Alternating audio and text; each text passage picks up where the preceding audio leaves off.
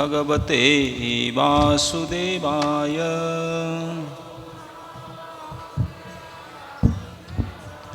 नारायणं नमस्कृत्य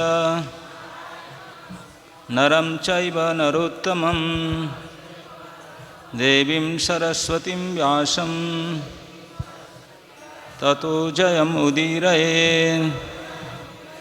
कृष्णाय वासुदेवाय देवकी नंदनाय च नंदगोपकुमाराय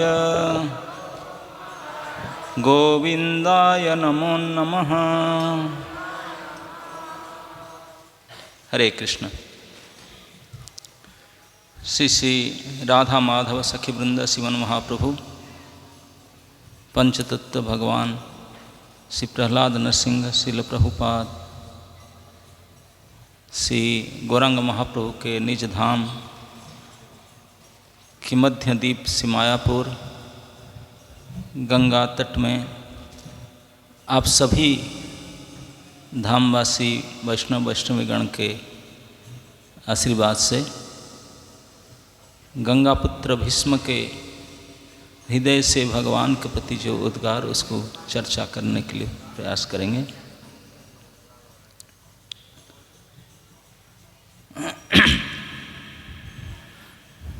कल हम लोग के प्रसंग शुरू करके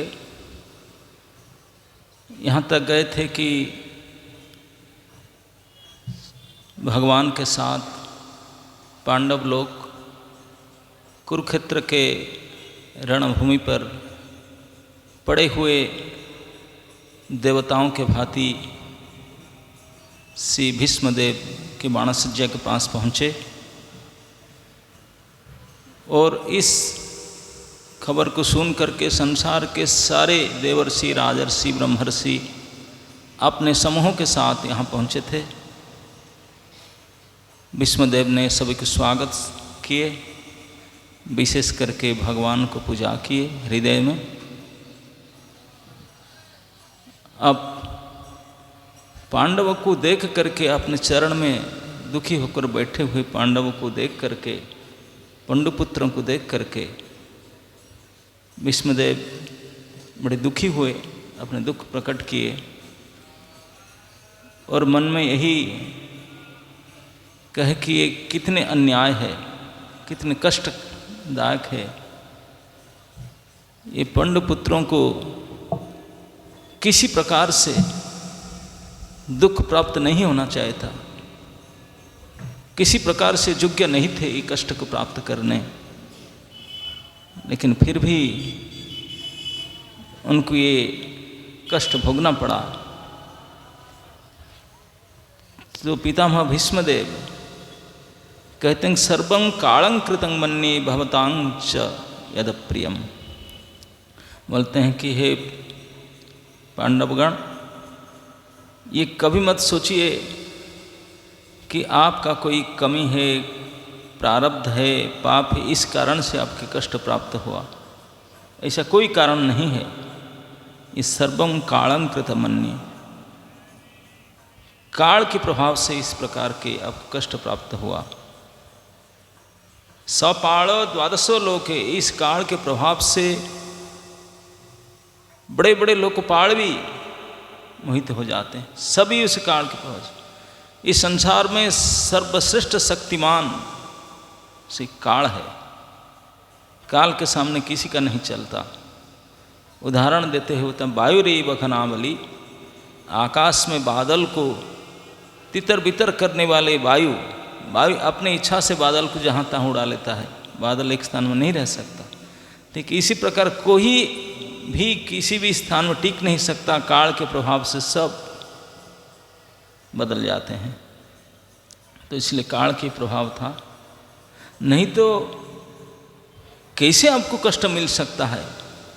इसको और आगे कहते हुए भीष्मदेव कहते हैं जत्र धर्म सुतो राजा गदा पाणी ब्रुकोदरः कृष्णो स्त्री गंडिवम चापम सुहृत कृष्णस्ततो विपत्।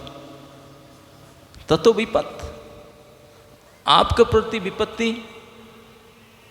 विपत्ति किसी को होता है कष्ट होता है तो लोग कहते हैं कि दुख तो भोगेगा, क्योंकि अधर्मी है, अत्याचारी है, पाप करता रहता है, इसलिए पाप के परिणाम दुख है। बोलते नहीं, आप तो सो धर्म सुतो राजन।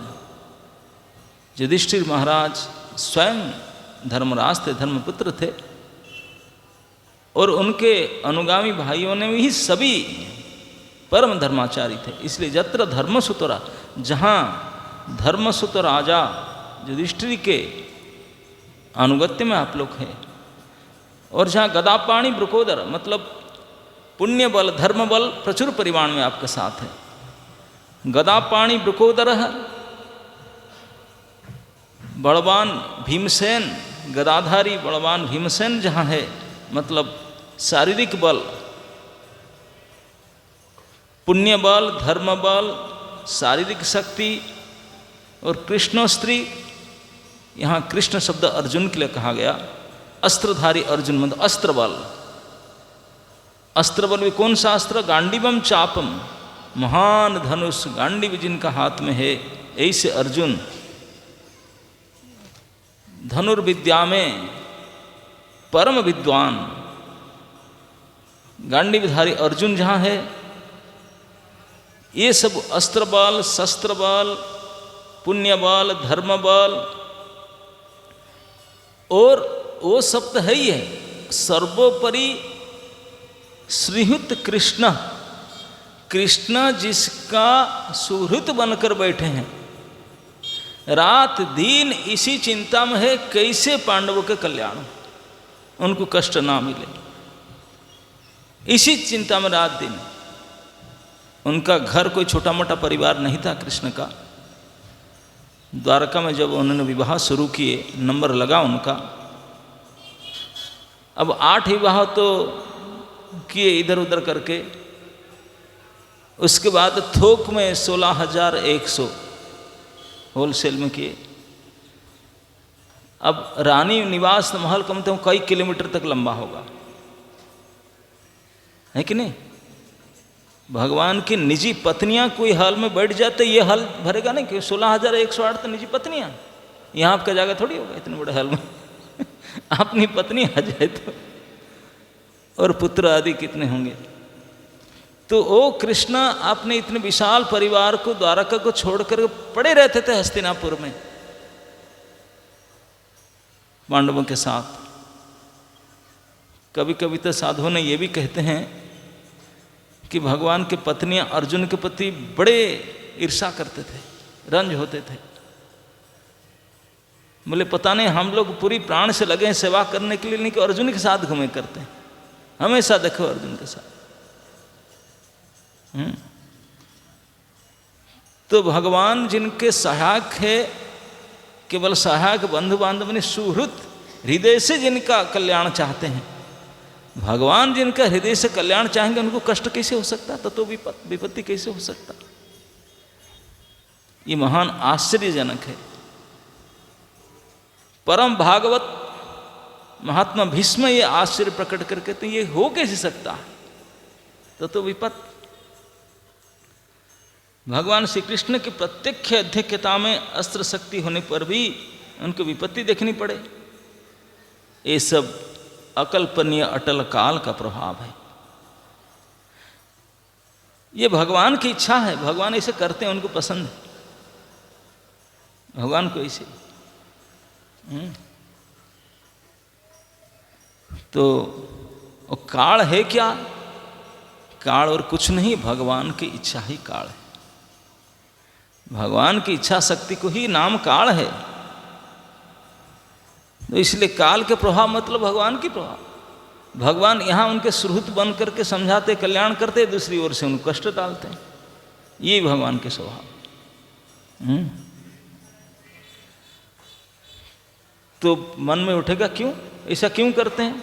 जब भगवान हमारे साक्षात मित्र है, सुहृत है, हमारे अच्छा चाहते हैं, हमारे भलाई चाहते हैं, तो हम कि इतने विपद में क्यों डालते हैं? बोले यही तो समस्या, उनको क्यों नहीं पूछा जा सकता। भगवान की एक विशेषता है, उनको कभी किसी भी प्रकार से क्यों नहीं पूछ सकते। ये स्वराट है, परम स्वतंत्र है।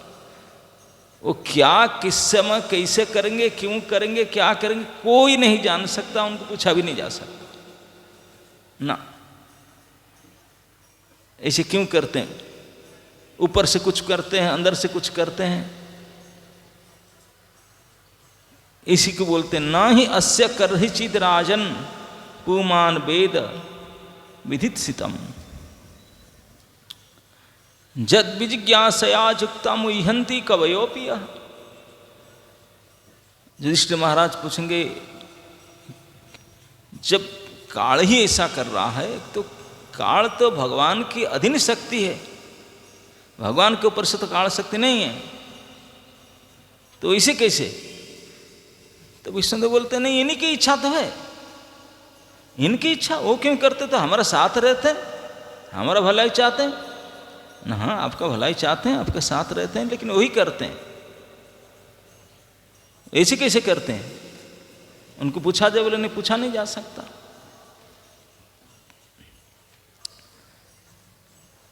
हे राजन, श्री भगवान की योजना को कोई नहीं जान सकता।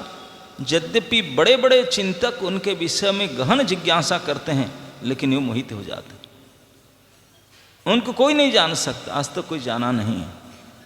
बोले ठीक है, अब तक कोई जाने नहीं, लेकिन जानने के प्रयास तो कर सकते हैं। बोले हमारे पास ही बैठे हैं, हमेशा रहते हैं, हम पूछ सकते हैं कि भैया ये क्या है, आप ऐसे कर रहे हैं क्या? पूछ सकते हैं। बोले नहीं, पूछोगे तब और फंसोगे।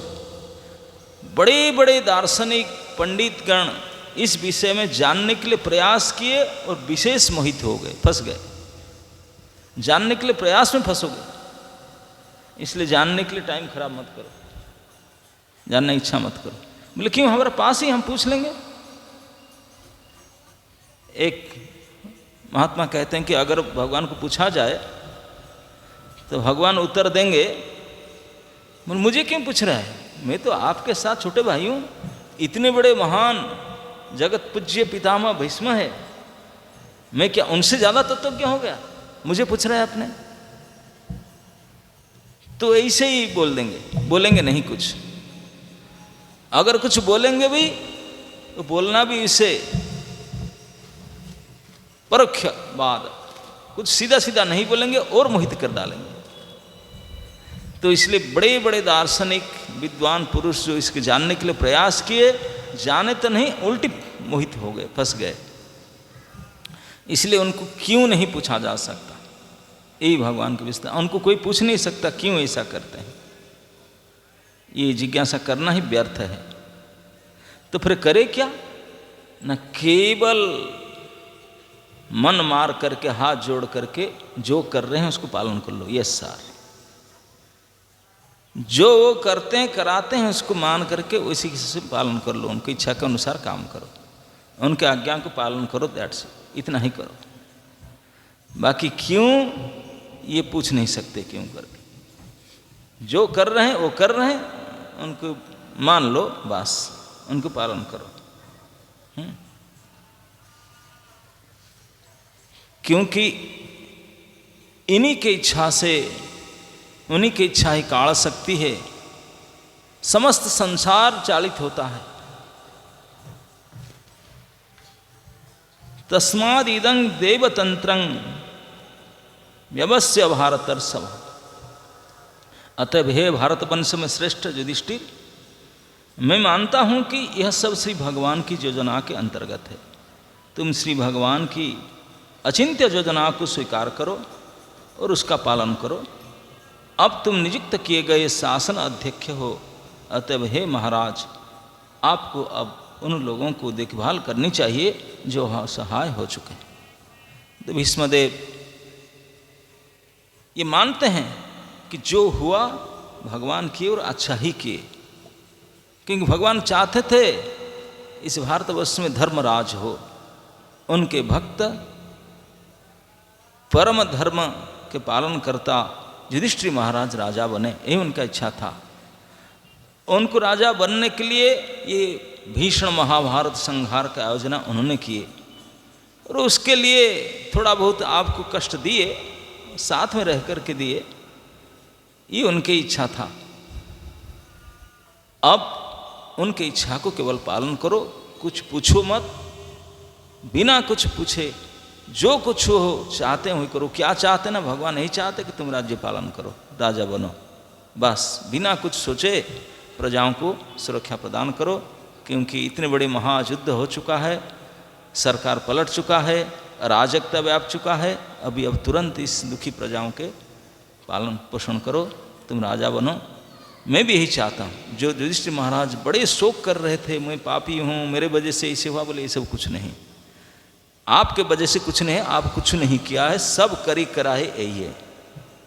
उनको कोई नहीं जानता, तो क्या जानोगे, हम कोई नहीं जानते, वही कराते हैं। वो जो कराते हैं, क्या कराते हैं वही मत पूछो, जो कराते हैं कर लो। प्रहलाद महाराज को बचपन से डिवोटी बना दिए। माता पिता डिवोटी नहीं, नन डिवोटी थे।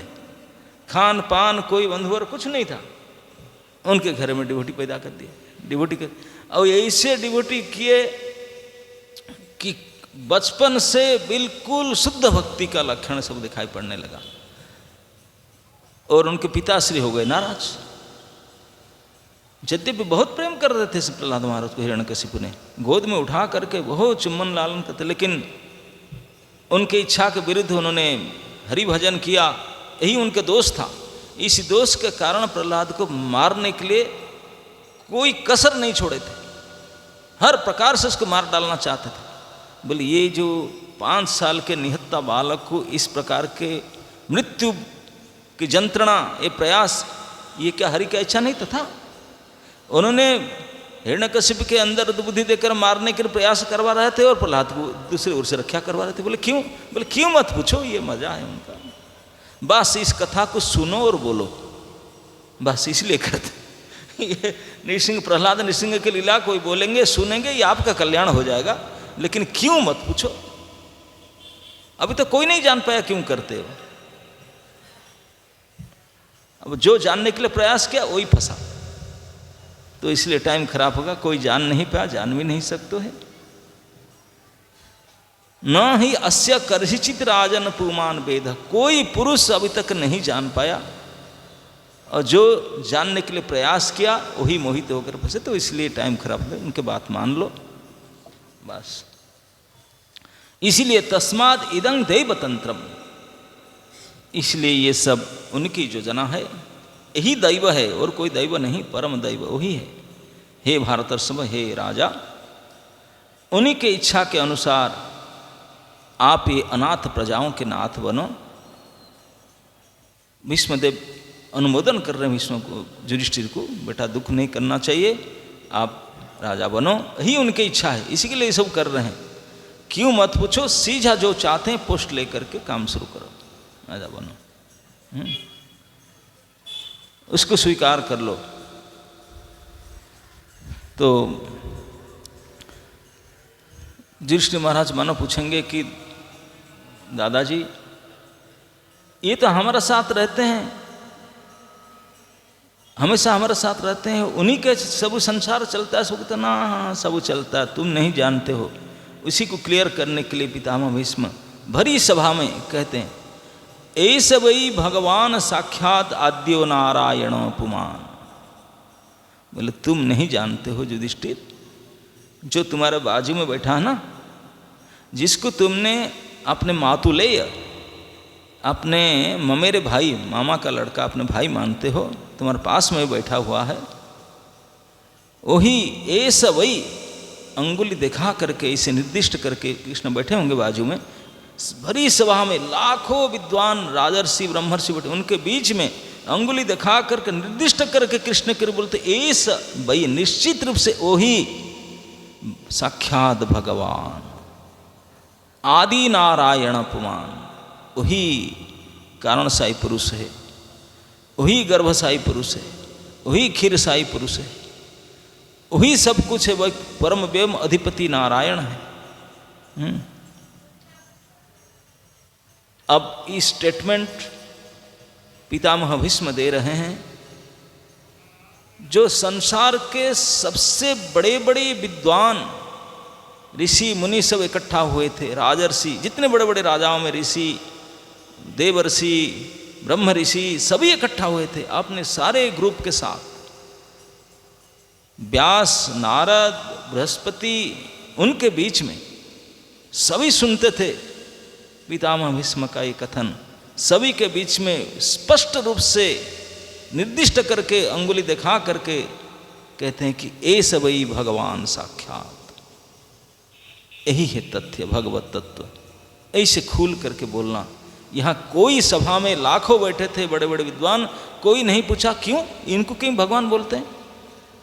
आजकल के जो मूर्ख लोग होते हैं, अल्प विद्या भयंकर, थोड़ा इधर उधर कुछ पढ़े कुछ नहीं समझ पाते हैं, वो जुक्ति करते हैं कृष्ण कैसे भगवान है।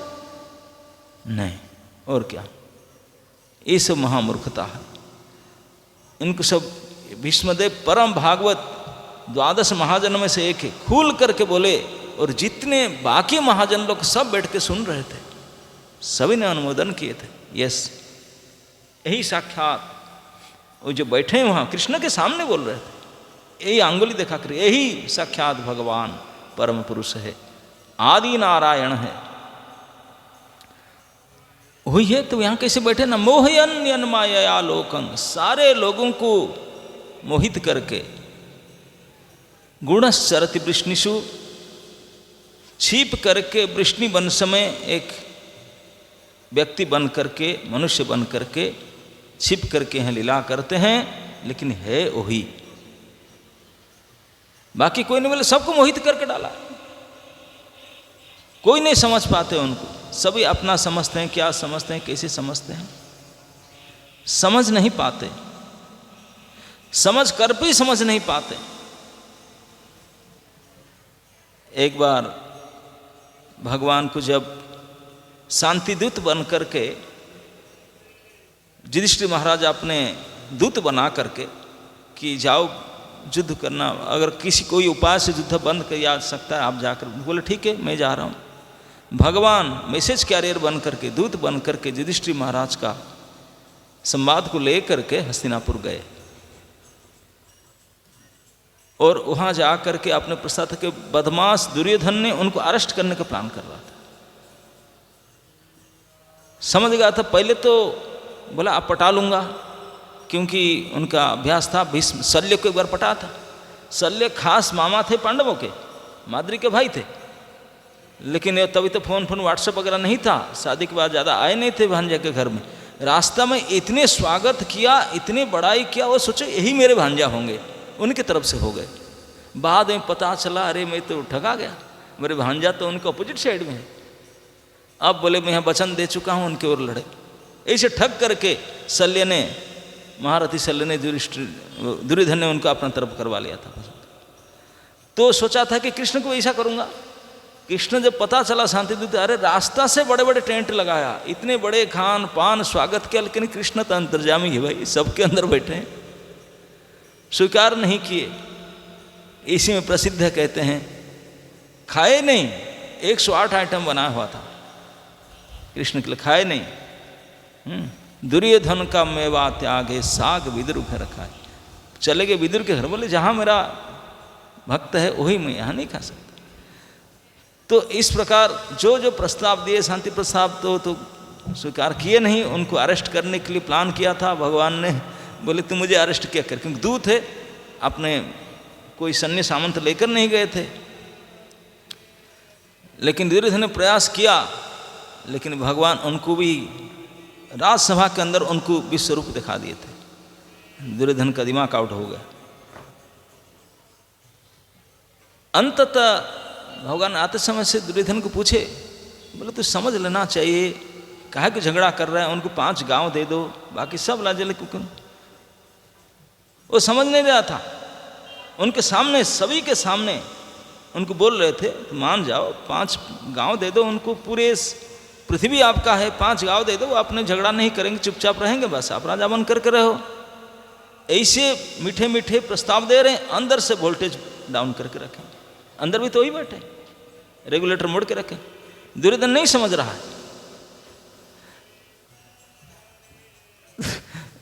उनको पूछा गया दुर्योधन अब मान क्यों नहीं जाता, ये अधर्म क्यों करता?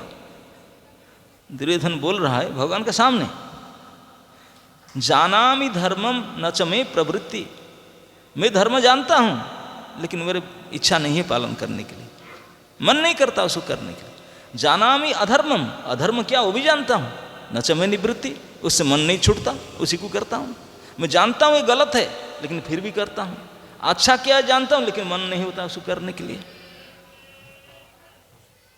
ये दुर्योधन का अपना वक्तृता था कि मैं धर्म जानता हूं लेकिन उसको करने के लिए मेरी इच्छा नहीं होता, अधर्म को ही जानता हूं उससे बच नहीं सकता हूं, मैं जानता हूं नहीं करना चाहिए लेकिन फिर भी वही कर रहा हूं। बोले क्यों? जब जानते हैं अच्छा उसको क्यों नहीं करता? तो दुर्योधन सामने अंगुली देकर बोले, त्वया ऋषिकेश हृदय स्थितेन जथा नियुक्तस्मि तथा करोमि। बोले हे ऋषिकेश, आप ही तो अंदर बैठे हो, बाहर ऐसे समझा रहे हो, अंदर बैठे के रेगुलेटर मोड़ के बैठे, मैं कर नहीं सकता, जैसे मुझे करवा रहे मैं ऐसे कर रहा हूं, और कोई दोष नहीं है, आप ही करा रहे। भगवान वो कुछ बोले नहीं, बोले पोल खोल लेगा वो आ गए फिर, क्योंकि वही बाहर से शांति दूत वो अंदर से अंतर्जामी रूप से समझने नहीं दे रहे, करने नहीं देना। यही युधिष्ठिर महाराज कुंती देवी को कितने कष्ट दे रहे हैं। भगवान जिनको बचाना चाहेंगे उनको कष्ट हो सकता नहीं, उन्हीं के प्लानिंग, उनके योजना, उनकी इच्छा से कष्ट मिल रहा है, और खुद जाकर सहायता कर रहे हैं, दौड़ कर जाकर के। ये क्यों? बोले क्यों? उनके यही उनका स्वभाव है, वो करने उनकी इच्छा, पूछा नहीं जा सकता, यही चाहते हैं, उनका यही भाव है। तो हमेशा वो चाहते हैं अपने भक्तों को कभी कभी दुख में डालते हैं, अधिकांश समय दुख में डालते हैं। कहते हैं भागवत में प्रसिद्ध वाणी, बोलते हैं जस्या अहम अनुगृह्णामि हरिष्ये तद्धनम सने, जिनके ऊपर वो सच्चा अनुग्रह करता हूं तो उनका सब कुछ हरण कर लेता हूं। इस प्रकार के हैं भगवान। तो इसलिए छिप करके इस वृष्णि वंश में एक पुरुष के रूप में रहते हैं। युधिष्ठिर आप उनको अपना भाई करके मानता है, लेकिन यही साक्षात नारायण है, साक्षात भगवान है, चराचर सृष्टि का एकमात्र पालनहार है, सब कुछ वही है, उन्हीं की इच्छा से सब कुछ हो रहा है।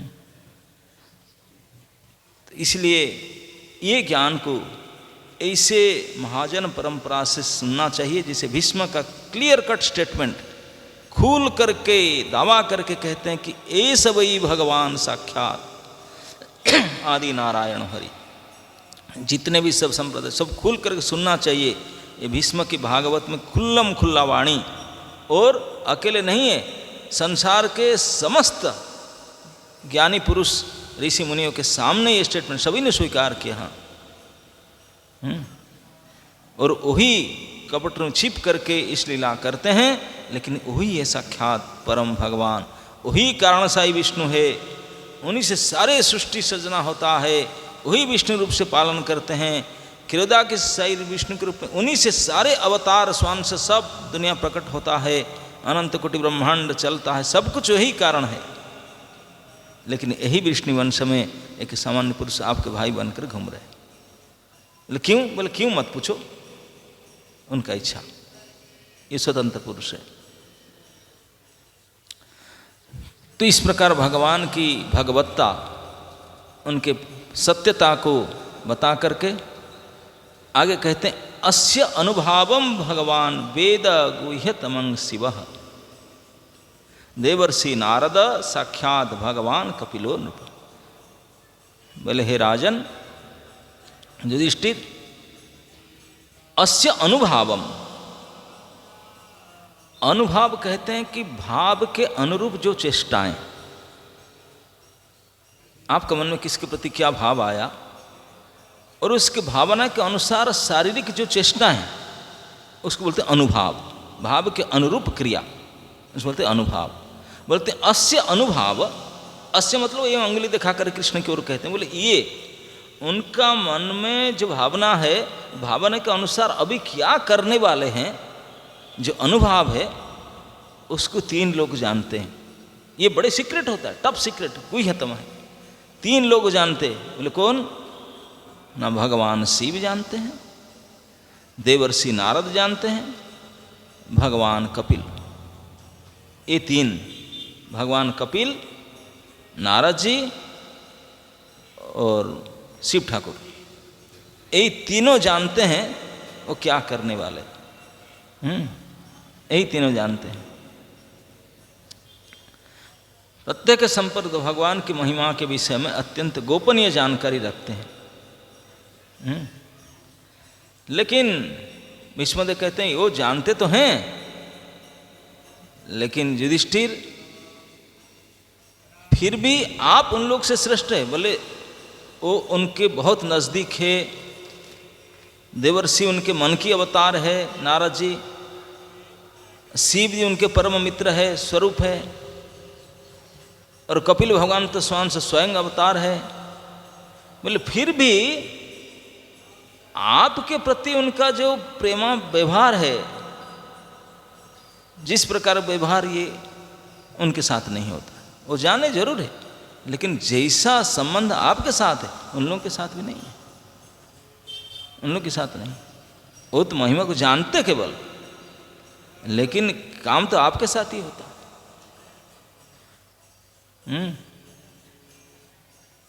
अनुभव कि भगवान भक्तों के प्रति क्या क्या व्यवहार करते हैं, यही भगवान के अनुभव है।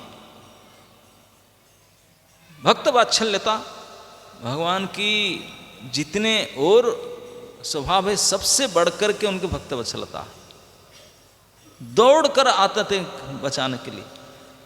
यही पांडवों के केस में जब महारानी द्रौपदी राजपुत्री थी, राजरानी बनी, पाटरानी बनी हस्तिनापुर के, उनको अपमानित करने के लिए दुर्योधन के अंदर ये दुर्बुद्धि दिए, दुशासन को भेज करके उन्होंने उनको खींच कर लाया, भरी सभा में उनको निर्वस्त्र करना चाहता था। ये उनके अंदर दी, और भगवान दौड़ कर आए बचाने के लिए उनको। बोले इधर से करते क्यों, आप इच्छा करो। हाथी बंधा हो जाता कुछ कर नहीं सकता, मुंह बंधा हो जाता बोल नहीं सकता। बोले नहीं, इधर से बुलवाते हैं, इधर से खिंचवा करके बीच में करवाते हैं, और फिर अपने साड़ी बढ़वा देते हैं दौड़ कर आकर। बोले क्यों? बोले ही उनका। बोले अगर ऐसे विपत्ति ना डालते तो आज लोगों को कैसे पता चलता भगवान इतने भक्त वत्सल है। भगवान का भक्त वत्सलता को प्रकाश करने के लिए भगवान अपने भक्तों की यूज करते हैं, उनके ऊपर विपत्ति डालते हैं और स्वयं दौड़ कर आकर उनको बचाते हैं। तो भक्तों को भरोसा, अच्छा आप स्वयं आकर बचाते ना बचाते, तो इसलिए डरो मत। इसलिए भगवान गीता में बड़े आश्वासन वाणी देते हैं, सर्वान धर्मान परित्यज्य माम एकं शरणं व्रज। सब कुछ छोड़ करके मेरे शरण में आ जा। बोले पाप लगेगा, ये होगा ये होगा, अरे डरो मत। अहम सर्वेभ्यो पापेभ्यो मोक्षयिष्यामि, मां सोच, डरो मत, मैं हूं ना, सारे पाप से छुटकारा कर दूंगा। और भगवान जो कहते हैं, इसे नहीं कहते हैं कि मुझे फोन करना मैं आके कर दूंगा, किसी फोन कर दूंगा, नहीं, व्यक्तिगत रूप से मैं आकर करूंगा। कोई बड़े नेता भी ऐसा नहीं कहेगा, लेकिन भगवान से बढ़कर कोई नहीं। वे व्यक्ति के रूप से कहते हैं और करते भी हैं। ये भगवान की भक्त वत्सलता है, अनुभव है। बोले इस अनुभव को जानते हैं ये सब महापुरुष, शिव जी जानते हैं, नारद जी जानते हैं, कपिल भगवान जानते हैं, ये सब जानते हैं। ऐसे भीष्मदेव ने तीनों का नाम लिए, लेकिन अन्य जगह में इसी भागवत को कहा गया 12 भागवत होते हैं जो भगवान के भाव को जानते हैं। इसमें भीष्मदेव भी एक है। स्वयंभू नारद शंभु कुमार कपिलो मुनि प्रहलादो जनको भीष्मो बलि बया सकीर बयम, ये 12 महाजन हैं। ये 12 महाजन में से एक तो भीष्मदेव बोल रहे हैं और कुछ महाजन बैठकर सुन भी रहे हैं, सब जानकारी। युधिष्ठिर महाराज बोले मैं तो उनको मेरा भाई मानता हूं। बोले हाँ, जम मन्य से मातुलेयं प्रियं मित्रं सुहृत्तमम, बोले जिनको आप मानते हो मातुलेयम करके, आपने ममेरा भाई करके मानते हो, आपने प्रिय मित्र करके मानते हो, और अपने परम हितैषी करके मानते हो, कभी कभी उनके साथ मीटिंग करते हो, परामर्शदाता बनते हैं आप उनके। जैसे घर में कुछ काम आते क्या करें, बैठ के विचार करना, कृष्ण हमें के साथ उनके सलाह देते हैं, विचार करते हैं। सचिवं दूतं और सोहृदा रथ सारथिम, बोले क्या क्या नहीं करते हैं आपने। जो भगवान अनंत कोटि देहधारियों के देह रथ के रथी हैं, देह को रथ माना गया है ना, शरीर को रथ कहा गया ना, उपनिषद में इस शरीर को रथ कहा गया, इंद्रियों को घोड़ा कहा गया, मन है मन है स्टेरिंग लगाम प्रग्रह, और बुद्धि है सारथी, इस प्रकार तुलना किया गया। तो इसमें इस देह रथ में आत्मा के ऊपर भी आत्मा को परिचालना करने वाले परमात्मा है। तो अनंत कोटि ब्रह्मांड में अनंत कोटि कोटि जीव के देह रथी हैं, देह रथ के रथी हैं। अनंत अनंत जीव के देह रूपी रथ के रथी परमात्मा, हे पार्थ आपके रथ के सारथी हैं, आपके रथ के सारथी, आपके रथ के सारथी, उनके देह के रथी सभी के अंदर बैठे हैं। इसलिए दुर्योधन ने बोला कि आप ही अंदर बैठ करके क्या करते हैं मुझे समझ नहीं आता, एक जो कराते हैं वही करता हूं। तो इस प्रकार आप जिनके साथ अति सहज व्यवहार करते हैं, अपने भाई समझ करके, अपने प्रिय मित्र समझ करके, सचिव दूत, और इतने सौहृद है कि आपके ड्राइवर बनाते हैं उनको, वो ड्राइविंग भी करते हैं। आप नहीं जानते, यही है एकमात्र परम भगवान, परम पुरुष, पुराण पुरुष। आप उनको इसे साधारण रूप से मानते हो, ये आपने आपके प्रेम के वशीभूत होकर ये सब कर डालते हैं।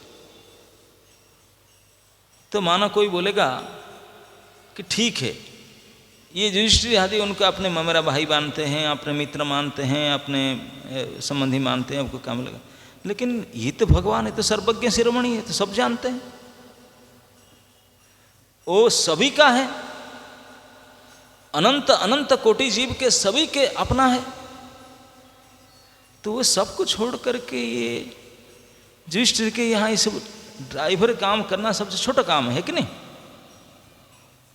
कोई साधारण व्यक्ति भी गाड़ी रखा तो ड्राइवर भी रखता है, तो वो आकर के काम करते हैं इस कारण। और इसे दूत बनना, ड्राइवरी करना, और उनके सलाहकार बनना, आपके साथ रहना, ये सब मित्र बनना, ये सब करते हैं। यही परम पुरुष साक्षात भगवान कैसे मानो,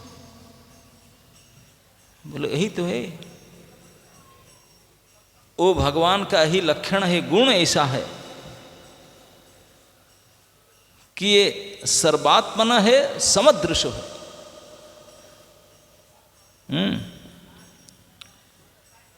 समदृश होते हुए भी, सभी के साथ परमात्मा रूप में रहते हुए भी, वो आपके प्रति प्रेम के कारण ये सब करते हैं। और वो करते हैं, बोलते हैं कि उनको तो लगना चाहिए परम पुरुष भगवान ये काम कैसे करेंगे, ये कितने उनका पोस्ट पोजीशन कितने बड़ा है, ये इतने नीच कर्म करेंगे, दूत बनेंगे, ड्राइवर बनेंगे।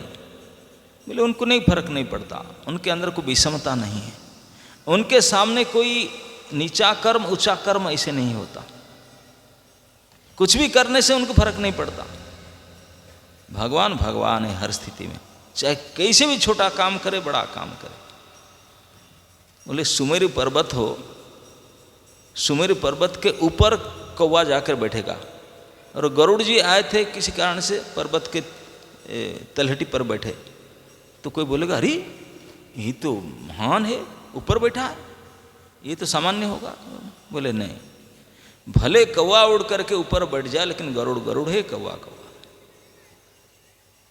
तो भले ड्राइवर बने अर्जुन के, और ड्राइवर बने मतलब कि बोले ऐसे नहीं कि गाड़ी स्टीयरिंग पकड़ लिए थे, नहीं। महाभारत में वर्णन आता है जो ड्राइवर बने थे, ड्राइवर का धर्म कर्म करते थे।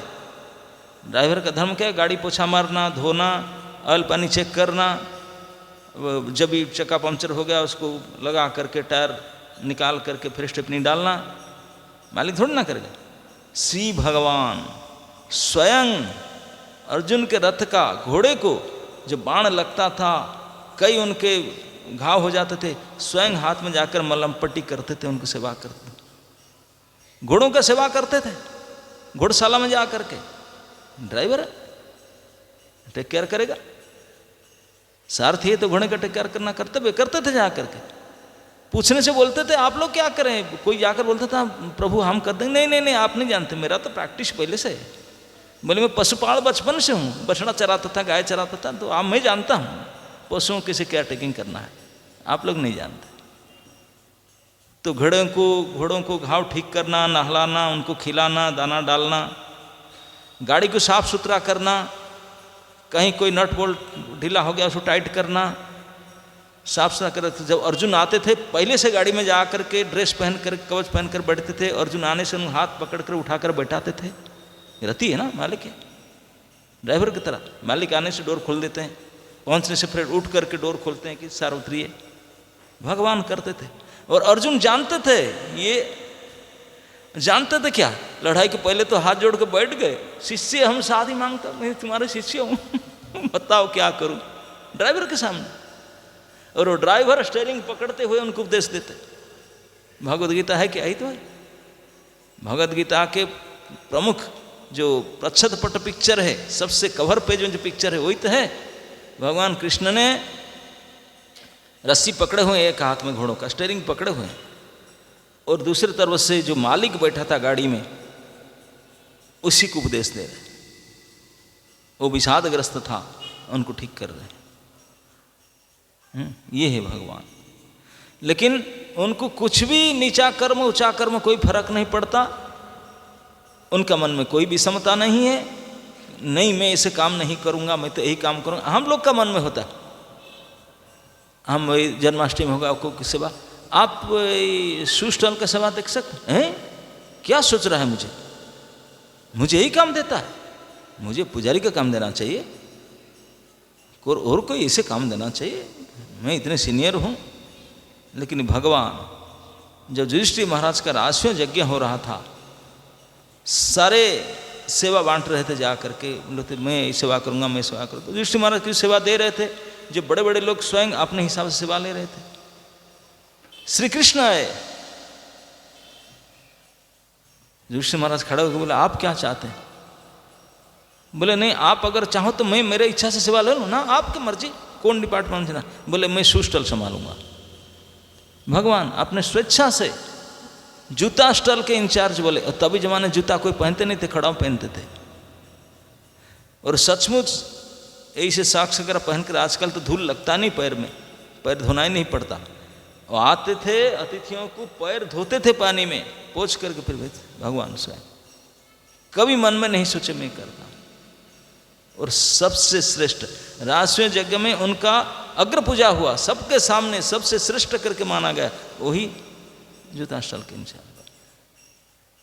ये है भगवान, ये भगवान की इच्छा। कोई उनको नीच नहीं ऊंच नहीं, कुछ भी करने से उनको कोई फर्क नहीं पड़ता, कोई विषमता वैषम्यता उनके मन में नहीं है।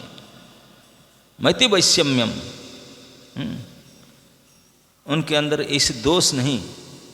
दोष कहते हैं कि राग और द्वेष को, किसी के प्रति इच्छा रखना, ये मैं चाहता हूँ, ये नहीं चाहता हूँ, ये चाहिए, ये नहीं चाहिए। भगवान के मन में ऐसा नहीं है, वो निर्दोष हैं। किसी के प्रति अटैचमेंट, किसी के प्रति अटैचमेंट नहीं है, लेकिन बिल्कुल विषमता। लेकिन भक्ति के मामले में ये नियम छूट जाता है उनका। भक्त के लिए तो सब तोड़ ताड़ कर दौड़ कर आते हैं, भक्त के सामने कोई नियम काम नहीं करता। आकर रक्षा करते हैं।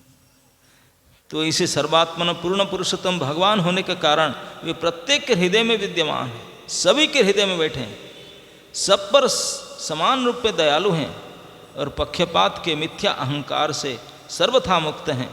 अतः वे जो कुछ करते हैं वह भौतिक उन्माद से मुक्त होता है। वे समदर्शी हैं, वह समदर्शी हैं, सबके प्रति समान है, लेकिन भक्तों के प्रति ये रूल नहीं है, वो अपना है, वो उनके हैं।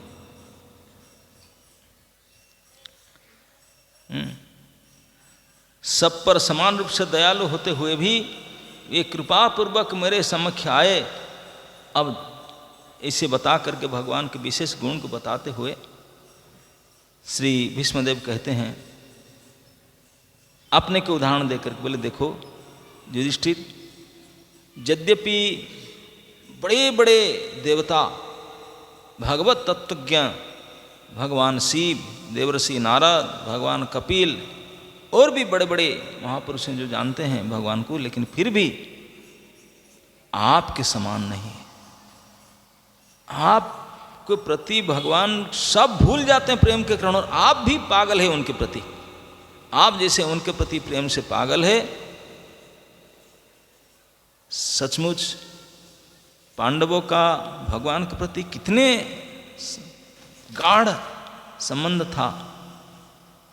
कृष्ण जब चले गए द्वारका में, जब हस्तिनापुर राजा बने युधिष्ठिर ने, कुछ एक दिन आए नहीं। कृष्ण क्यों नहीं आ रहा है? कृष्ण, उनको तो राज्य तो राजा नहीं बनते, बोलते प्रसादी है, कृष्ण ने दिए इसलिए मैं लिया हूं, नहीं तो मेरा युधिष्ठिर की इच्छा नहीं था। कृष्ण प्रसादी के रूप में राज्य कर रहे थे, पूरा कोई कंपटीशन नहीं था, अप्रतिद्वंद सम्राट थे।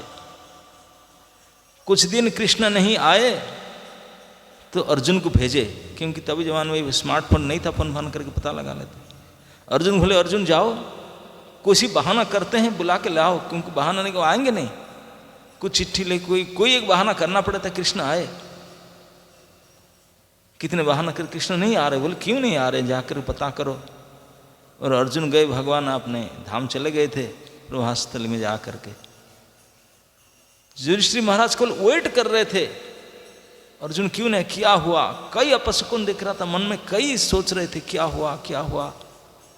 जैसे अर्जुन आए, अर्जुन तो आए, भगवान तो जा चुके थे परमधाम, अपने स्वधाम गमन कर चुके थे, और वो अर्जुन हताश होकर के बिल्कुल चेहरा उतरा हुआ था, दुखी होकर आ रहे थे। अर्जुन को देख करके सम्राट युधिष्ठिर समझ गए ये दुख के कारण भले सैकड़ों हो सके, लेकिन अंत में कहे कि क्या भगवान स्वधाम जा चुके हैं, क्या है नहीं क्या।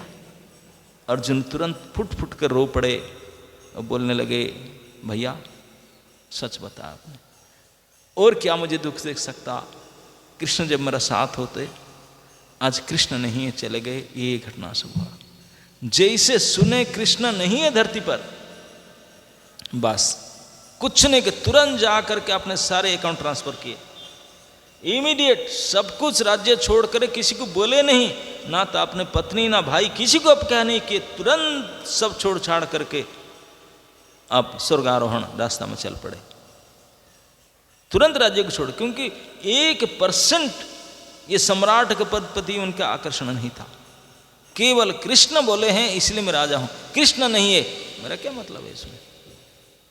गामछा पहन करके चल पड़े, सारे उतार करके सब कुछ, पोस्ट पोजिशन, धन संपत्ति, राज्य को तुच्छवत त्याग करके चल पड़े, और उनके पीछे पीछे उनके सारे भाई पत्नी सब चल पड़े। स्वर्गारोहण की कथा आप जानते हैं, इतने भगवान के प्रति थे। इसलिए भगवान जे जथामांग प्रपद्यन्ते, जो भगवान के प्रति पागल है, भगवान भी उनके प्रति ऐसे ही पागल है। बोले जैसे आप लोग भगवान के कृष्ण के प्रति पागल है, उससे भी ज्यादा पागल वो आपके प्रति है। वो कुछ भी करने के लिए आपके प्रति तैयार है। भले भगवान शिव, देवर्षि नारद, कपिल मुनि जानते हैं, लेकिन उनके साथ इस प्रकार का व्यवहार नहीं होता। वो भी सोच भी नहीं सकते हैं कि नहीं हम कैसे ऐसे कर पाएंगे, लेकिन आपका तो सब कुछ कर बैठते हैं, सब कुछ करते हैं, इतने आपके प्रति वो प्रेम करते, स्नेह रखते हैं। आगे बोलते हैं कि तथापि एकांत भक्तेषु पश्य, बोले देख युधिष्ठिर, आपके साथ उनके संबंध के कारण, आप लोगों के साथ, आप पांडुपुत्रों के साथ प्रभु के संबंध के कारण मेरा फायदा हुआ, क्योंकि आप लोग मेरे वंश के हैं, परिवार के हैं। इसीलिए ये अनुकंपा करके सब पर समान रूप से दयालु होते हुए भी अब कृपा पूर्वक मेरे समक्ष आए हैं, जब मैं अपने जीवन का अंत कर रहा हूँ, क्योंकि मैं उनका अनन्य सेवक हूँ। बोले ये अनुभाव है, भक्तों के प्रति आते हैं। बोले मैं आपके रिलेटिव हूँ, यहाँ पड़ा हुआ हूँ और मैं शरीर छोड़ना चाहता हूँ। इस बात को विचार करके वो स्वयं आप लोग को लेकर के, इतने सारे महात्मा पुरुष लेकर के कृपा करके मेरे सामने आए, मुझे दर्शन दे रहे हैं। यद्यपि समदर्शी है, लेकिन भक्तों के लिए समदर्शिता नहीं, ये तो अपना है। भगवान स्वयं आ करके मुझे दर्शन दिए और ये बात कह करके विष्णुदेव कहते हैं, जब भी आए हैं मैं उनको देखना चाहता हूँ, उनके देखते देखते शरीर छोड़ना चाहता हूँ। हे पुरुषोत्तम भगवान, जो एकाग्र भक्ति तथा ध्यान से एवं हरि नाम के कीर्तन से भक्तों के मन में प्रकट होते हैं, वे उन भक्तों को उनके द्वारा भौतिक शरीर छोड़ने के समय सकाम कर्म के बंधन से मुक्त कर देते हैं। भक्त्यावश्य मनो यस्मिन वाचा यन नाम कीर्तयत, जो मन में उनको चिंतन करते हैं, स्मरण करते हैं, मुख में उच्चारण करते हैं उनका नाम, हरे कृष्ण कृष्ण कृष्ण हरे हरे, हरे राम राम राम। वाचा यन नाम कीर्तयन, वाचा मतलब वाणी से जो उनके नाम को कीर्तन करता है, मन में उनके भक्ति करता है, उनके स्मरण करते हैं। त्यजन कलेबरंग जोगी मुच्यते काम कर वही, कोई जोगी इस प्रकार अगर उनका मन से और वाणी से बोलता है, मन में सोचता है, तो उनके शरीर छोड़ते समय उनके काम कर वही, उनकी इच्छा को पूर्ण कर देते, बंधन से मुक्त कर देते हैं। मतलब भगवान के नाम उच्चारण करना, भगवान के स्मरण करना अंतिम समय में बहुत बहुत बड़ी सौभाग्य की बात है। इसे प्राय नहीं होता कि महासौभाग्यशाली व्यक्ति का होता, ऐसा नहीं होता। तो इसलिए भीष्मदेव भगवत तत्व ज्ञाता, इसलिए ऐसे जो भगवान के इस प्रकार के सही सही तत्व जानते हैं, उनसे सुनना चाहिए, यही प्रामाणिक है सुनाने वाले। तो कृपा करके आए हैं वही पुरुष जिनको स्मरण करने से, जिनका नाम उच्चारण मात्र से भवबंधन से मुक्ति प्राप्त हो जाता है। बड़े बड़े जोगियों भी यही करते हैं। बड़े बड़े जोगी जिनको ध्यान में गोचरीभूत कर पाते हैं, हृदय में ध्यान लगा करके परम कठिन ध्यान करके हृदय में देखते हैं, आप उनको साक्षात अपने सामने देख रहे हैं, अपने नयन से दृष्टि से देखते हैं, वो तो हृदय में देखते हैं, आपके सामने खड़े। सदेव देवो भगवान प्रतीक्षताम, प्रतीक्षता मतलब प्रतीक्षा करना चाहिए। विष्णुदेव ऐसे कह करके भगवान की ओर देख करके हाथ जोड़ के बोलते हैं कि हे प्रभु थोड़ा और प्रतीक्षा कीजिए। सदेव देव, हे देवदेव, देवताओं के देवता भगवान, प्रतीक्षताम कलेबरंग जावद इदं हनोम्यहम।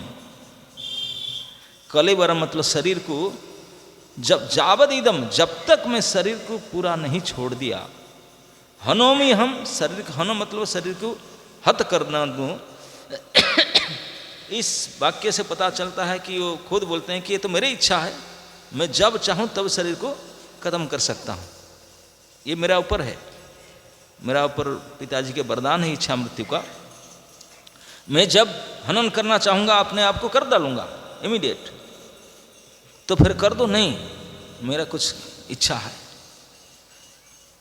क्या इच्छा है ना, और इतना पड़ा रहूं और कुछ तो मैं रहना चाहता हूं। किस लिए ना, जब तक जो मेरी इच्छा है जब तक मैं शरीर नहीं छोड़ूं आपकी इच्छा के अनुसार, तब तक आप यहाँ वेट कीजिए, प्रतीक्षा कीजिए, प्रतीक्षाताम। क्या इच्छा है?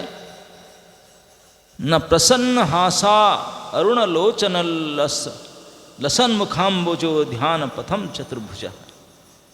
बोले मैं आपके दर्शन करना चाहता हूँ, मन भर करके आपको देखना चाहता हूँ, चतुर्भुज रूप को। उनके ध्येय मूर्ति चतुर्भुज रूप है।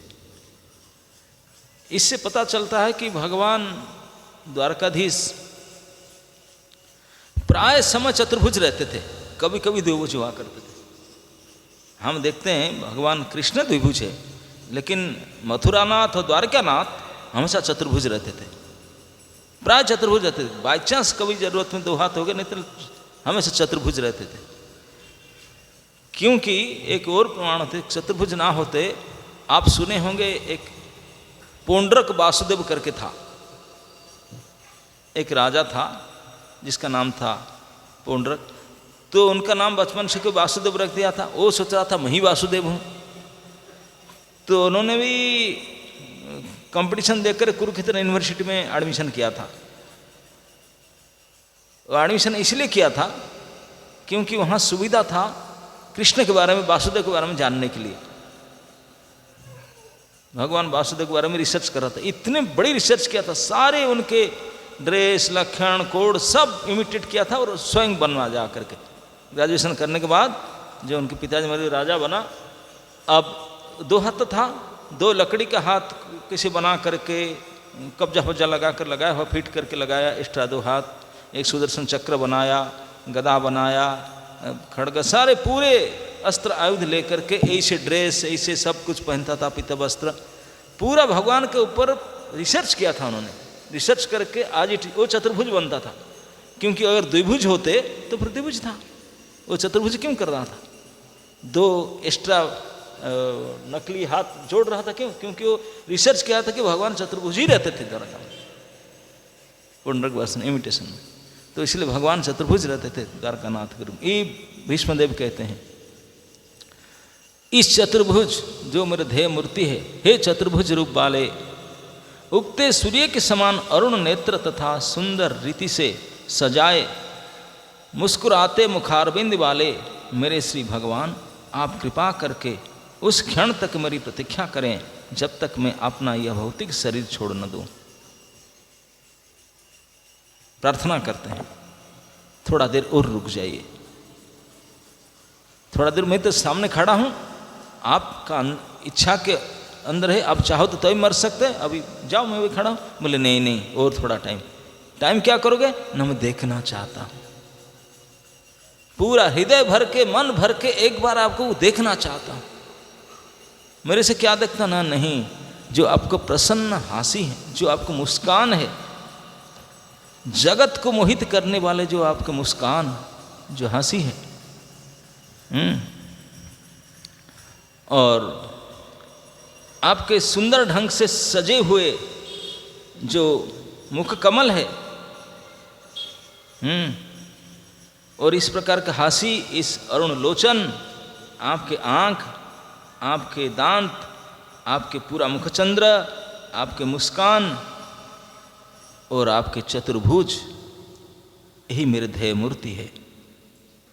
इसी को मैं अच्छी तरह से एक बार देख लेना चाहता हूँ। देखने के बाद मैं अपने आप देखते देखते मैं शरीर छोड़ना चाहता हूँ, देख देख के शरीर छोड़ना चाहता हूँ, यही मेरी इच्छा है। तो इसलिए कृपया थोड़ा मेरे सामने खड़े रहिए, प्रतीक्षा कीजिए, मैं देख लेने दीजिए। हनोमी, मैं अपने आप मार डालूंगा मुझे, क्योंकि मेरा मरना मेरा हाथ में है, लेकिन मैं मरने से पहले इतने कष्ट सहा कि आपको देखने के लिए आप आए हैं, एक बार मन भर के मैं देख लेना चाहता हूँ। कृपा करके थोड़ा नज़दीक आ जाए, बिल्कुल विजन में, नेटवर्क जोन में आ जाइए, ताकि कोई दिक्कत ना हो, क्लीन आपको सीधा सीधा देख सकूं। आपके चतुर्भुज, आपके वस्त्र, आपके मुखचंद्र, आपके आँख, आपके हंसी, ये सब अच्छी तरह से देख लेना चाहता हूँ, देख देख कर मरना चाहता हूँ। सचमुच इस संसार इतिहास में देखा गया है, कोई कोई महा सौभाग्यशाली भक्तों के जीवन में इस सौभाग्य की घटना घटती है कि भगवान को देखते देखते, भगवान को स्मरण करते करते भगवान के सानिध्य में शरीर छूटे। ये कोई साधारण बात नहीं। ये मृत्यु लोग सब मर रहे हैं, लेकिन ऐसा मरने में मरना है। चैतन्य लीला में वर्णन आता है ठाकुर हरिदास जी का, हरिदास निर्यास। अंत लीला में चैतन्य चरितामृत कविराज गोस्वामी वर्णन करते हैं, श्री जगन्नाथपुरी धाम में हरिदास जी अब अपने नियम था 3 लाख नाम डेली ले जप करते थे, वही रहते थे, मंदिर नहीं जाते थे। मंदिर में भगवान को दर्शन करने नहीं जाते थे, मंदिर दर्शन करके भगवान स्वयं उनके पास आते थे। श्रीमन महाप्रभु प्रतिदिन आते थे उनको घर के, उनकी होम डिलीवरी दर्शन देने के लिए उनके घर में आते थे।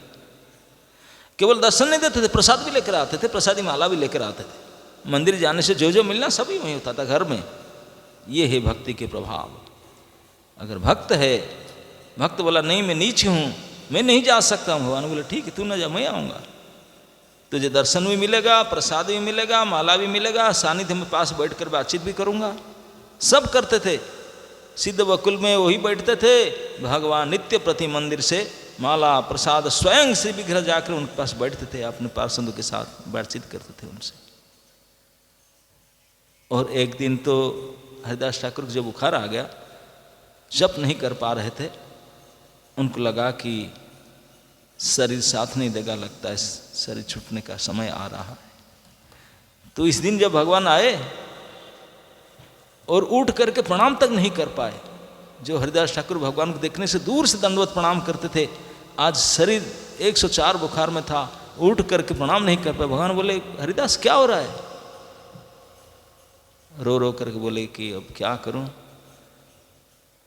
कष्ट तो मेरे कुछ नहीं है, कष्ट यही है कि माला संख्या पूरा नहीं हो रहा है, यही कष्ट है।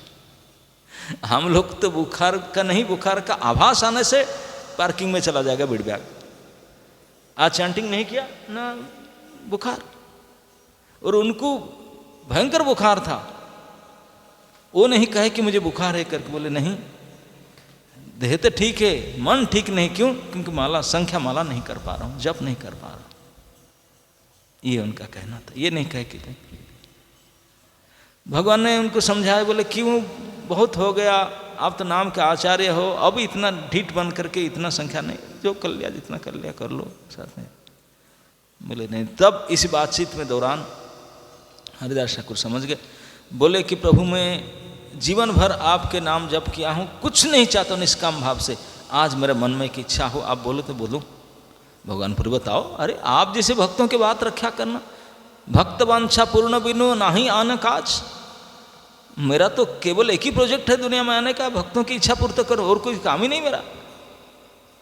बोले अब मैं भक्त तो नहीं हूँ, तो मेरी इच्छा क्यों पूर्ण करेंगे, इसलिए प्रार्थना करता हूँ।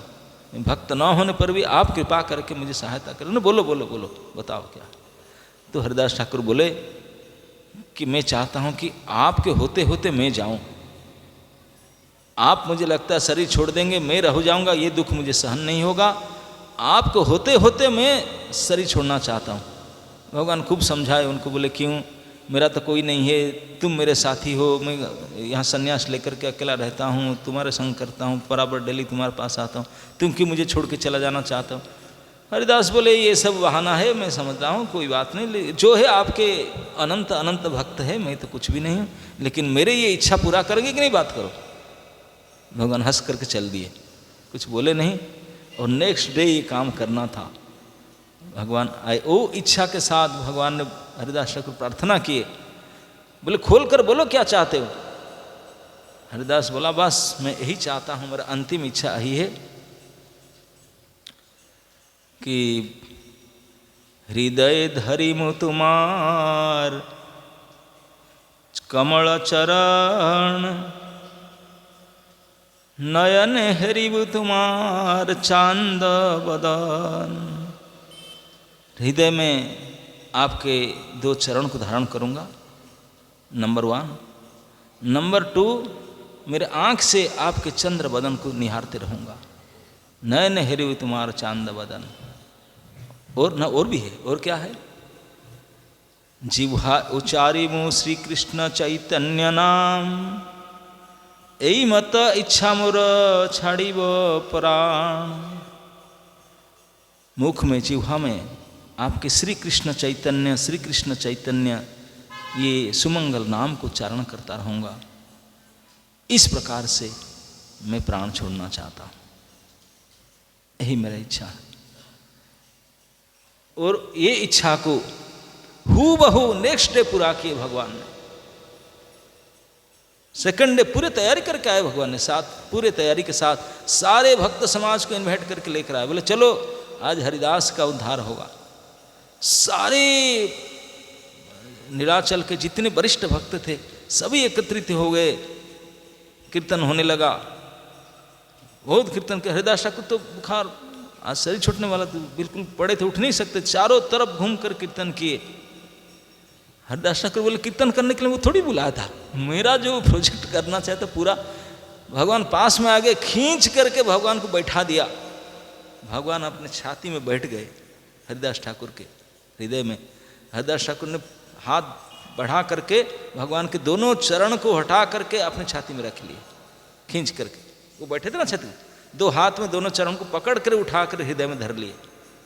छाती के ऊपर भगवान के दो चरण कमल को रखे और बिल्कुल एक टक निहार रहे थे मुख को, मुखचंद्र को।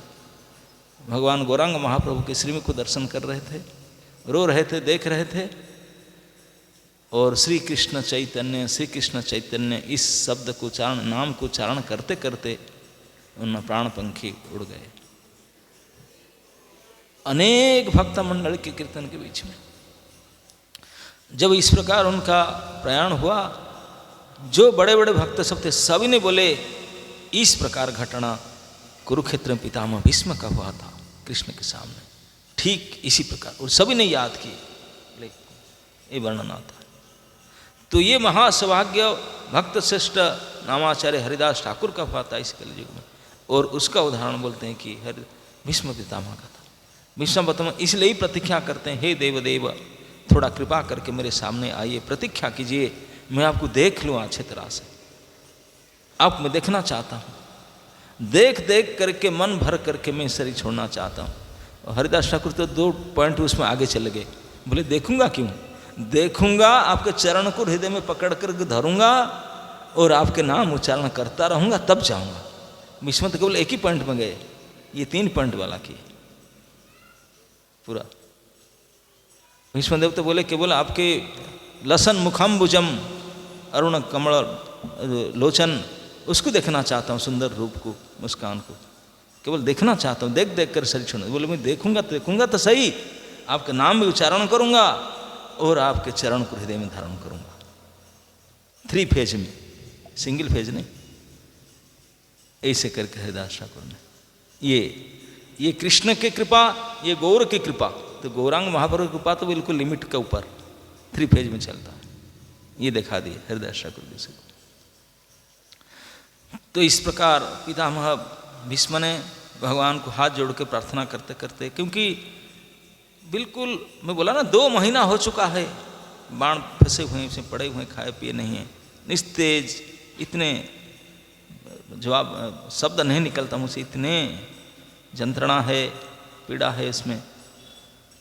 तो भगवान ने टॉपिक चेंज कर युधिष्ठिर बोले, युधिष्ठिर ये क्या चल रहा है, तुझे मैं लेकर आया तो रो रहा था, राजा बन नहीं रहा था, पूछो ना जो पूछना था डाउट, तेरा डाउट क्या है, क्वेश्चन पूछने क्या पूछो, ये क्या कर रहे हो, अभी जाने वाले हैं, अब मुझे बोलते हो खड़ा रहो, मैं शरीर छोड़ना हो, शरीर छोड़ के चले जाएंगे। तब युधिष्ठिर महाराज पूछना शुरू किए। सुत गोस्वामी कहते हैं युधिष्ठिर तब पूछे, युधिष्ठिर समझ गए, तुरंत हाथ जोड़ के छल छल नेत्र में बोले, हे पितामह, आप जैसे ज्ञान रूपी सूर्य अगर अस्त हो जाएंगे तो दुनिया को ज्ञान आलोक देगा कौन। जब तक आप अस्त नहीं हो जाए मेरा डाउट क्लियर कर जाइए, मेरा संशय दूर कर जाइए। युधिष्ठिरस्तदाकर्ण्य सायनं सरपंजरे अपृच्छ दिविदान धर्मान श्रीनांग धातु शून्य नाम। श्री सुखदेव गोस्वामी ने कहा, भीष्मदेव को इस प्रकार आग्रहपूर्ण स्वर में बोलने देखकर महाराज युधिष्ठिर ने समस्त महर्षियों की उपस्थिति में उनसे विभिन्न धार्मिक कृत्यों के अनिवार्य सिद्धांत के विषय में पूछा। तब युधिष्ठिर ने जो अमन प्रश्न था खुल करके पूछने लगे, प्रश्न की झड़ी लगा दी। पूछने वाला आराम से बैठ करके पूछ रहा है, बोलने वाला बाण सज्जा में लेटा हुआ है, क्लास देने वाला सोया है लेटा है ना, और क्या है, बिल्कुल हाथ भी नहीं हिला सकता, पैर भी नहीं हिला सकता, करवट भी नहीं ले सकता, सरपंजरे बाण सज्जा में लेटे हुए। सरपंजरे शब्द का अर्थ है कि भीष्मदेव जो छोटे युधिष्ठिर महाराज की स्थिति को देखकर मेरे तो बहुत सारे क्वेश्चन है, लेकिन दादाजी दे पाएंगे, उनका तो हाल बहुत खराब है, मैं तो ये सब सुनना चाहता हूं। लेकिन भगवान उनको प्रेरित किए थे पूछने के लिए। तो उन्हें पूछे, भीष्मदेव सुनते रहे उनका प्रश्न सब। अब धार्मिक कृत्यों के अनिवार्य सिद्धांत के विषय में पूछे। महाराज युधिष्ठिर के पूछे जाने पर भीष्मदेव ने सर्वप्रथम व्यक्ति की योग्यताओं के अनुसार जातियों के वर्गीकरण तथा जीवन के आश्रम को पूरा वर्णन किया, वर्णाश्रम धर्म का वर्णन किया,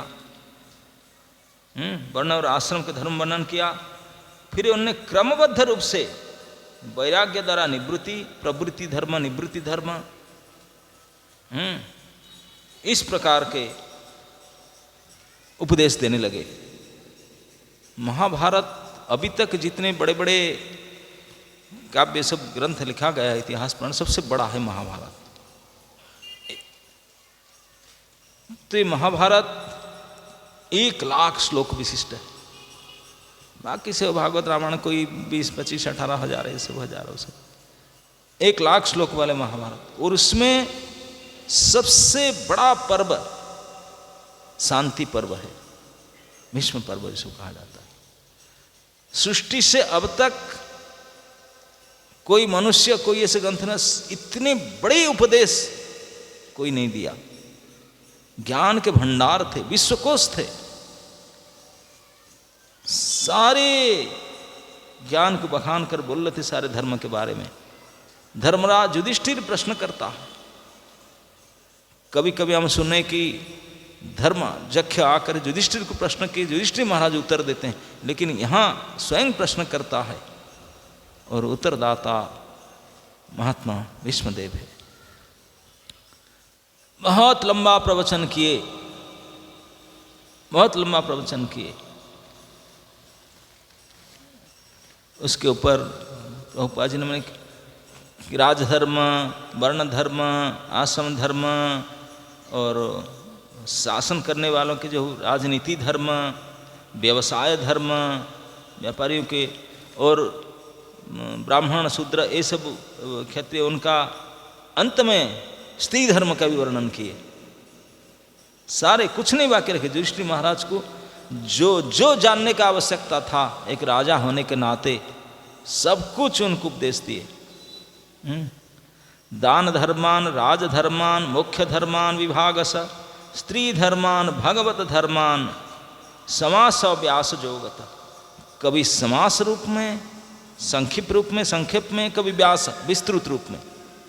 कई उत्तर बड़ा विस्तृत रूप से दिए, कुछ संक्षेप में दिए। ये अनेक धर्म के बारे में बहुत लंबा प्रवचन किए। अभी प्रश्न उठ सकता है कि सरपंजरे कि उन्होंने बाण सज्जा पर सोए 2 महीना हो गया, कुछ खाए तक नहीं है, बिल्कुल फास्टिंग है, पूरे रक्त चला जा चुका है, ब्लीडिंग, कितने सर घुसा हुआ है। ऐसे निशक्ति अवस्था में, इतने पीड़ित अवस्था में कैसे इतने लंबा प्रवचन किए? आगे बात आएगा, क्योंकि उन्होंने युधिष्ठिर महाराज जो बोले कि मैं तो पूछना चाहता हूँ, लेकिन ये अवस्था में कैसे पूछूँ, कैसे बोलेंगे? भगवान बोले मैं खड़ा हूँ ना, तुम पूछो तो सही है, बोलेंगे। भगवान कुछ नहीं किए, जाकर कोई एनेस्थीसिया इंजेक्शन लगाए, कुछ विटामिन इंजेक्शन दे दिए कि किसी नर्स को बुलाकर थोड़ा बाण फाड़ा निकाल दो, थोड़ा ठीक कर दो, थोड़ा बैठने दो, थोड़ा बोलेंगे, ऐसा कुछ नहीं किए। टच भी नहीं, कुछ भी नहीं किए, किसी को बुलाए नहीं, खुद कुछ नहीं किए। युधिष्ठिर के बाजू में खड़े थे, खड़े होते होते एक दृष्टि नजर डाल दिया उनके ऊपर, इख्यताम, एक नजर भर डाले, एक दृष्टि डाले भीष्म पितामह के ऊपर। दैट्स इट, इतना ही है। केवल दृष्टि भर मात्र से पितामह भीष्म का 2 महीना का इतना भयंकर पीड़ा यातना सब छू मंतर, कुछ नहीं रहा।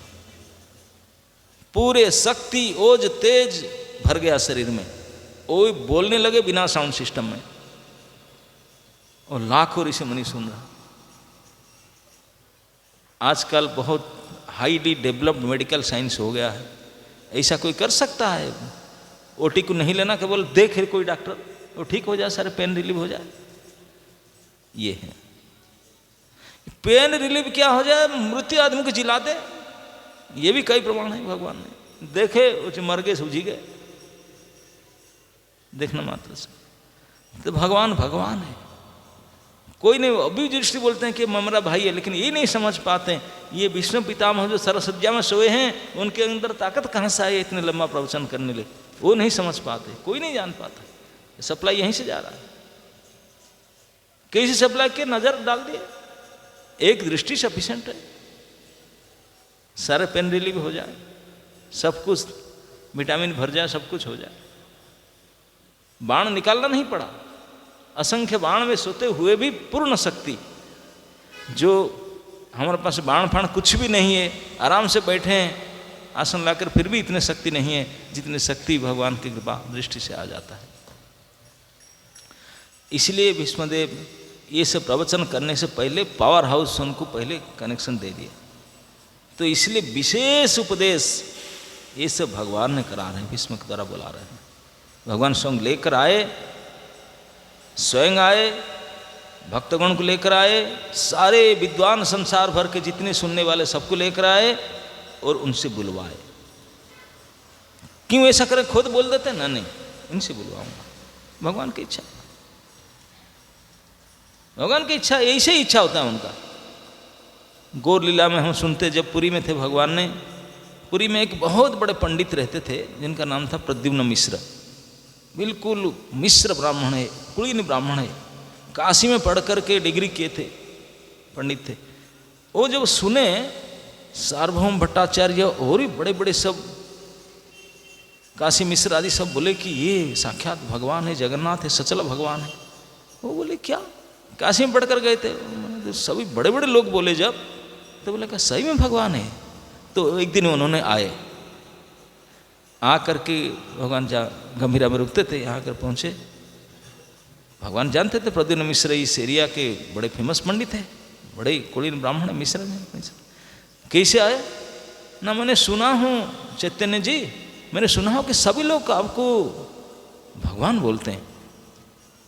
महाप्रभु बोले लोग बोलते हैं, मैं काहे को कान में, मैं तो जगन्नाथ मिश्र मायापुर के उनके बेटा हूँ, मैं भी मिश्र ब्राह्मण हूँ, लेकिन ऐसे आ गया ना। नहीं नहीं, आप ठीक है, मैं आप किस लिए आए, कैसे ना, मैं सुनकर आया हूँ, थोड़ा आपसे कृष्ण कथा सुनना चाहता हूँ, मैं कृष्ण कथा सुनना चाहता हूँ, इसलिए आपके पास आया हूँ।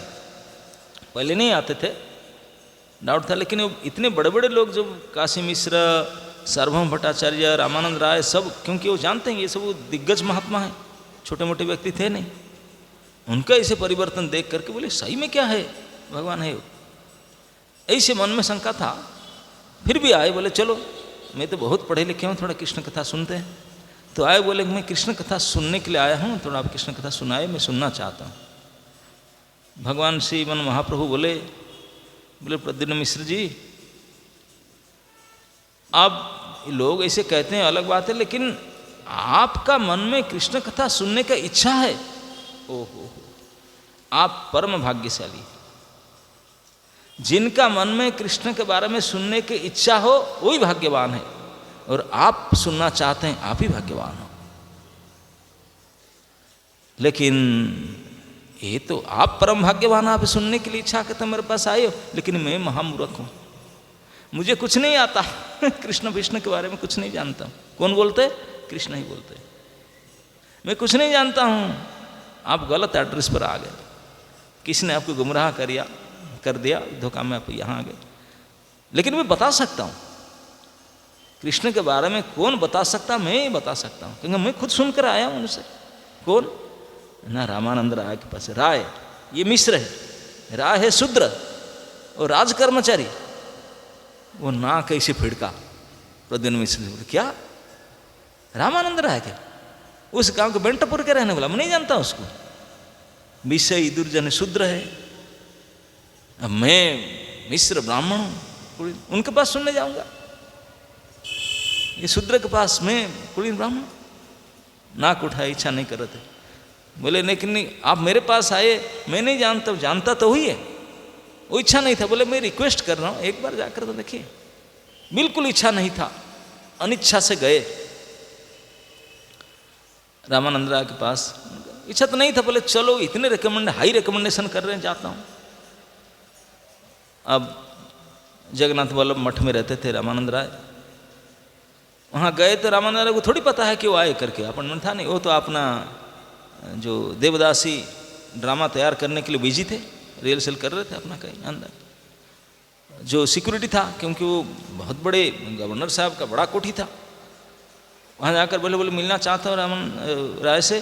वो बोले कि राय साहब बिजी हैं, साहब बिजी हैं। पंडित जी बैठे बैठे बैठे शाम हो गया, उनका ख़त्म नहीं होता, वो तो अपना ड्रामा में बिजी है। देवदासियों को उनको श्रृंगार करना, ड्रेस करना, नाच सिखाना, सब मुद्रा सब सिखाते थे, वो आए नहीं। शाम हो गया, वो चले गए वापस, पंडित जी वापस। तो जब राय साहब आए तो उनका सेवक बोला कि आज वो मिश्र, बोले व्हाट, प्रद्युम्न मिश्र जी आए थे? अब मुझे बुला नहीं ना, आप बिजी थे, मैं कैसे डिस्टर्ब करता, मैं आपका नौकर हूँ। बोले नहीं गलती किया, अब क्या करो, फ़ोन नंबर तो है नहीं, फ़ोन करके माफ़ी मांग लूँ। चलो देखते हैं, कल अगर आएंगे तो इमीडिएट मुझे बताना। अरे वो बड़े सम्मानीय व्यक्ति हैं। बोले ठीक है, कल बता दो। तो नेक्स्ट डे मिश्र जी फिर महाप्रभु के पास गए सुबह।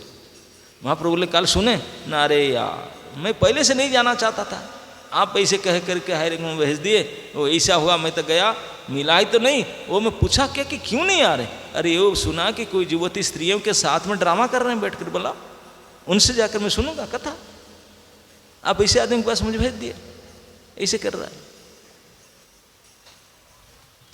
अब महाप्रभु और हाई रिकमेंड किए, और हाई रिकमेंड करके बोले रामानंद राय एक ही व्यक्ति है जिनका मन निश्चल है, वो जितेंद्रिय है।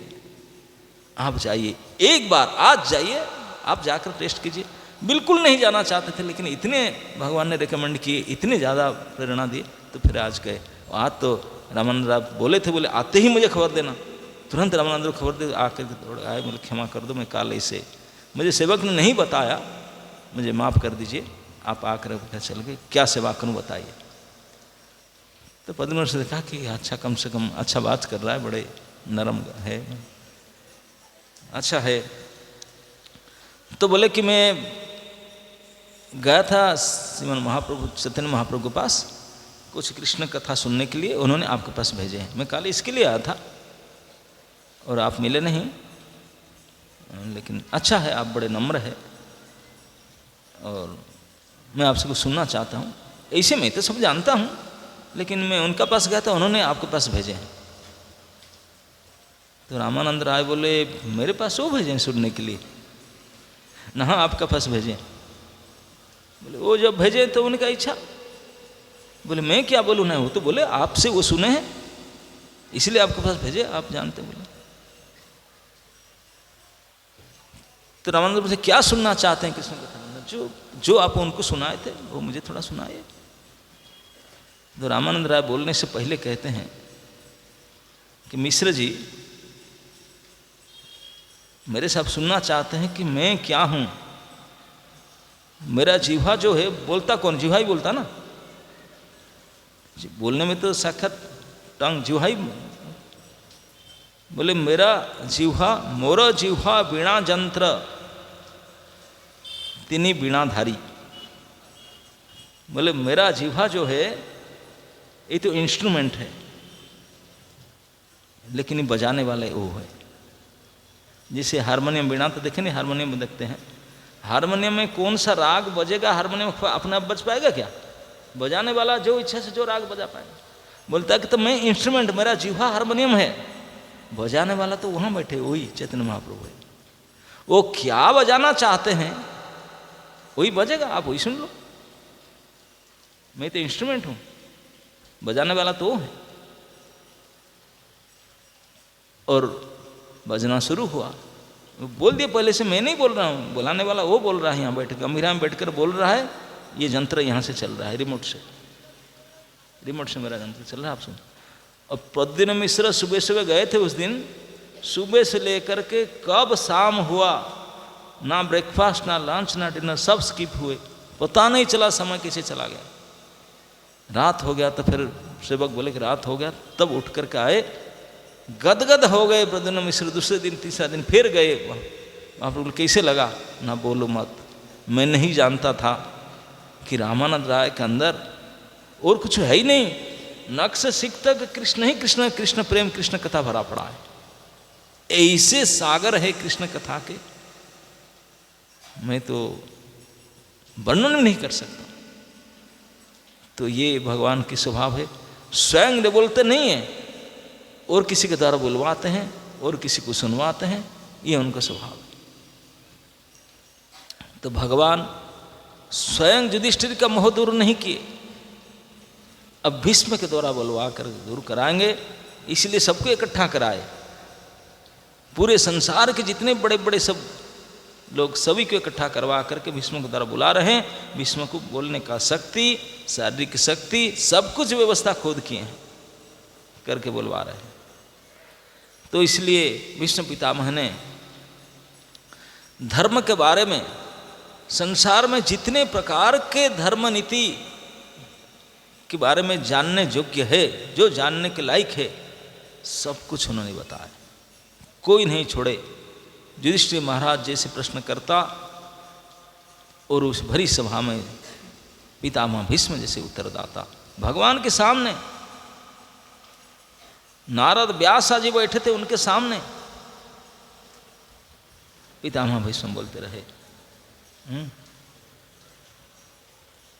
अब राजधर्म, स्त्री धर्म, नीति धर्म, सारे धर्म के बारे में, मनुष्य का जीवन कैसे होना चाहिए, किस प्रकार जीना चाहिए, सहिष्णुता, नम्रता, अमानिता, सारे विधि विधान के ऊपर। जहाँ तक स्त्री वर्ग के संबंध है, स्त्रियां पुरुषों की प्रेरणा स्रोत मानी जाती रही है। इस प्रकार वे पुरुषों से अधिक शक्तिशाली होती हैं। भीष्मदेव कहते हैं बड़ी सभा में कि स्त्रियां पुरुषों से अधिक शक्तिशाली माने गए हैं। बोले पराक्रमी जूलियस सीजर क्लियोपेट्रा के बस में हो गए। बोले कितने बड़े बड़े सम्राट रानी के बस में रहते थे, जगत को जीतने वाले। बोले ऐसे स्त्रियां एक से कंट्रोल होते हैं, वो है ऐसे शक्तिशाली स्त्रियां लज्जा द्वारा नियंत्रित होती है। स्त्रियां सभी को कंट्रोल करते हैं, लेकिन स्त्रियां कंट्रोल होते हैं लज्जा से। अतएव लज्जा स्त्रियों के लिए महत्वपूर्ण है। इस सुरक्षा घेरा के कमजोर पड़ने पर स्त्रियां व्यभिचार द्वारा समाज में उत्पात मचा सकती है। व्यभिचार का अर्थ है वर्ण संकर, अर्थात अवांछित बालकों की उत्पत्ति, जिससे विश्व में अस्थिरता फैल जाती है।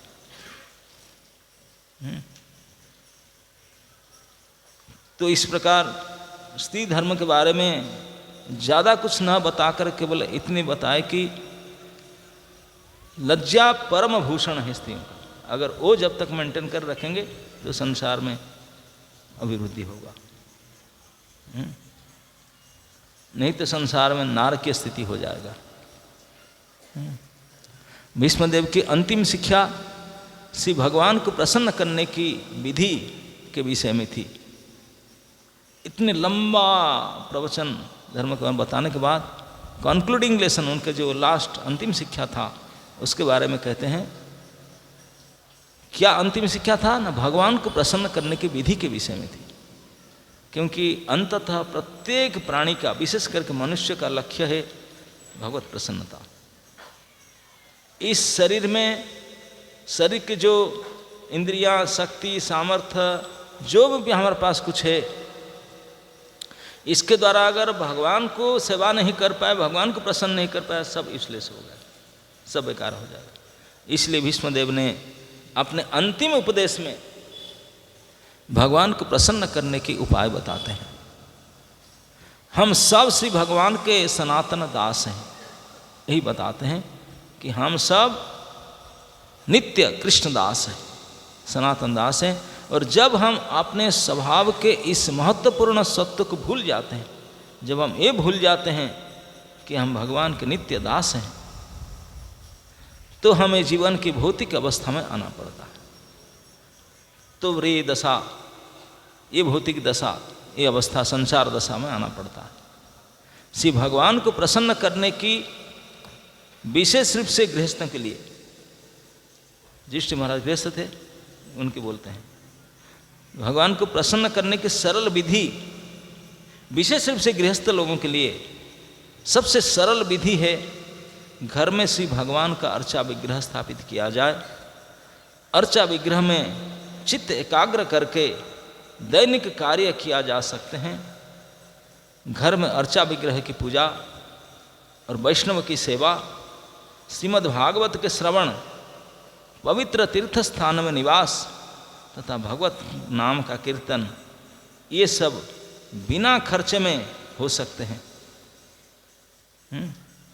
जिनसे भगवान को प्रसन्न किए जा सकते हैं।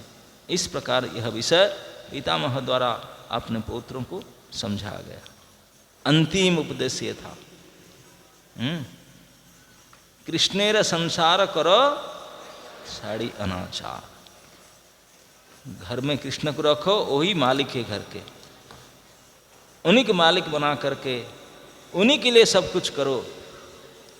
क्या करो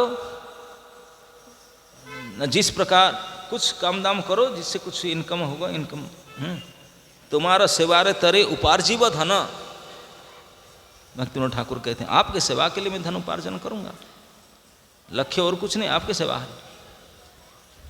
और उसको यूज कैसे करूंगा न, वैष्णव की सेवा, भागवत की श्रवण, नाम जप, तीर्थवास, बस इतना, यही साधन है। इसके द्वारा ज़्यादा कोई खर्चीली काम नहीं है, केवल इच्छा मात्र चाहिए। इसके द्वारा भगवान को परम प्रसन्न किया जा सकता है। ये पितामह ने अपने पुत्र जिनको प्रति बहुत स्नेह रखते थे, ममता रखते थे, उनको समझाते। अंतिम फाइनल उपदेश उनका ही था, अंतिम उपदेश यही करो, इसी में आपका कल्याण है।